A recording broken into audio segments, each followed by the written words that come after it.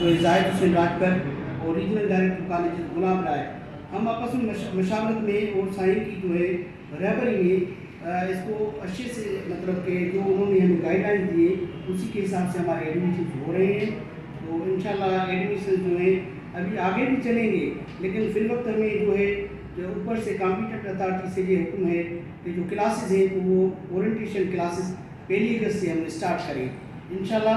उसका लेटर भी जो है डायरेक्टर जनरल साहब और जो है अपने सेक्रेटरी चेयरमैन जो है सीके वो लेटर निकालेंगे इंशाल्लाह। क्लासेस जो हैं सारे प्रोविंस में जो है कि 1 अगस्त से स्टार्ट हो जाएंगे।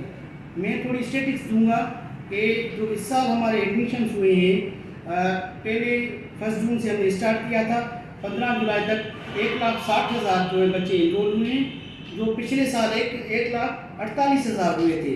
और इसमें जो हमें देखने में आया है कि जो कंप्यूटर है जनरल साइंस उसमें बेतदरीज एडमिशन बढ़ रहे हैं।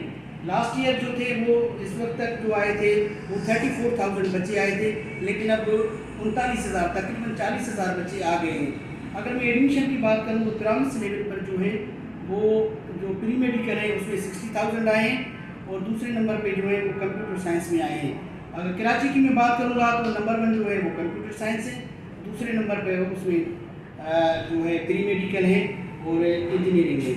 तो इस तरह से बाकी जो अपने रीजन है उसी में भी एडमिशन हो रही है, लेकिन उसमें जो भी बढ़ती है वो ज़्यादातर जो एडमिशन बढ़ती है वो मैट्रिक के रिज़ल्ट के बाद बढ़ती है। मैट्रिक के रिज़ल्ट भी आना शुरू हो गए इंशाल्लाह। जब ये रीपोर्टल खुलेगा तो ये जो हमारी एडमिशन ये एक्सपेक्टेड है कि 2,40,000 2,50,000 तक जाए।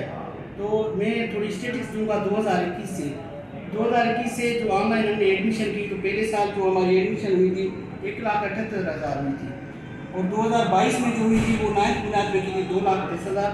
2,23,000 में सबसे ज़्यादा हुई थी 2,25,000। उसके बाद 2024 में जो हुई 2,08,000।